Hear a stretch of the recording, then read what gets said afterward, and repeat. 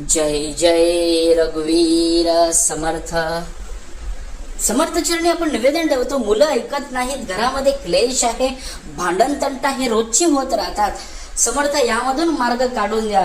कारण की एक वेळ पैसा 2 पैसे कमी असले तरी चालतील, म्हणजेच पैसा हा जीवनामध्ये पाहिजेच, पण 2 पैसे कमी असले तरी चालतील, पण घरामध्ये सुखाचा संवाद हे असलं पाहिजे. घरामध्ये क्लेश भांडण तंटा बिलकुल नको असं वाटलं जातं. निवेदन ठेवताना समर्थ चरणी म्हणतो की एक वेळ जीवन कमी दिलं तरी पण चालेल, पण एक घरामध्ये भांडणं नको, कारण की मुलं ऐकत नाहीत. आज मनुष्य प्रत्येक गोष्टींमध्ये टेन्शन मध्ये आहे.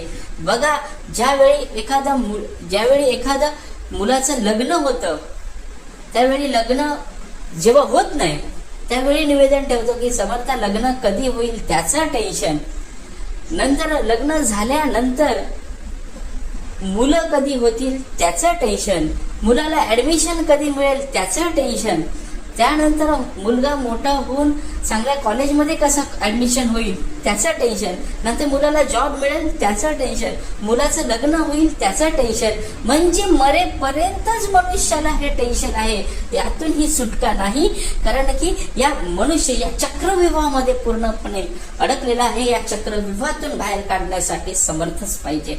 कारण आज घरामध्ये भांडणं होतात, मुलं ऐकत नाही.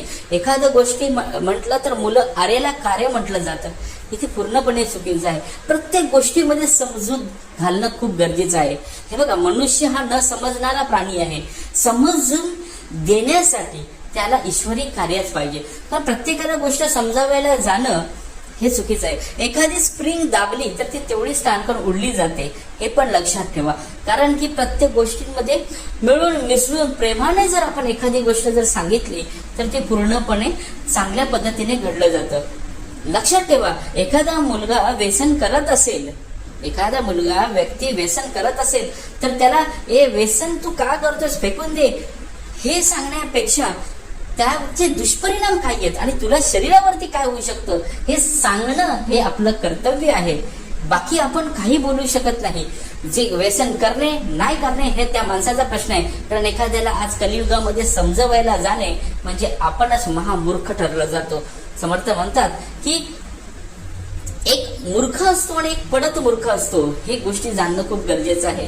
मूर्खाला दिशा दाखवून आपण त्याला सांगू शकतो, पण एखादी गोष्ट चुकून चुकत असेल तर तो पडत मूर्ख कधीही कामा नये.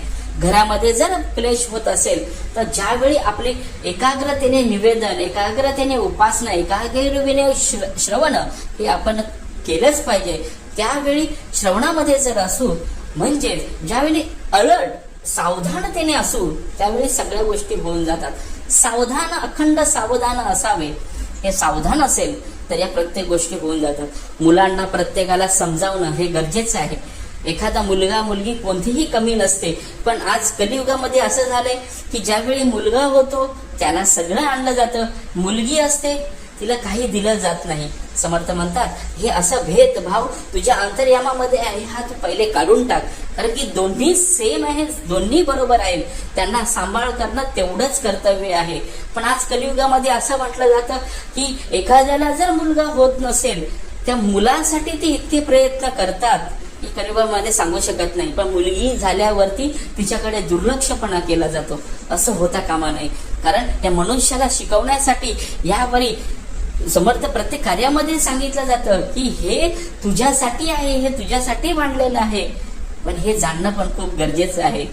म्हणून आज कोणत्याही गोष्टीमध्ये कलियुगामध्ये भांडण न करता उत्तमतेने उपासना, उत्तमतेने श्रवण कार्य हे केले पाहिजे.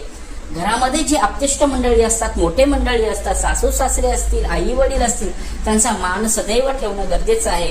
कारण की त्यांनी जरी आपल्यापेक्षा जास्त पावसाळे काढलेले असतात, हे लक्षात ठेवा. दुसरी गोष्ट की त्यांना एखाद्या जनरेशननुसार किंवा काळानुसार त्यांना बदलता येणं हे माहीत नसतं.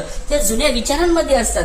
हे सुद्धा आपण समजून घेणं खूप गरजेचं आहे की यांना या गोष्टींमध्ये कशा पद्धतीने आपल्याला सुसंकल्पने ठेवता येईल हे पण जाणणं आपल्याला गरजेचं आहे. कारण जाणण्याची क्षमता ही आपल्यामध्ये समर्थाने दुपटीने दिलेली आहे. कारण आपण श्रवणामध्ये आणि परमार्थामध्ये रुजलेले आहोत. म्हणून या गोष्टी समर्थ आपल्याला सांगत असतात. कारण समजणे का ना समजणे हे आपल्यावरतीच आहे. यासाठी केला होता अठ्ठास, शेवटचा दिवस गोड व्हावा.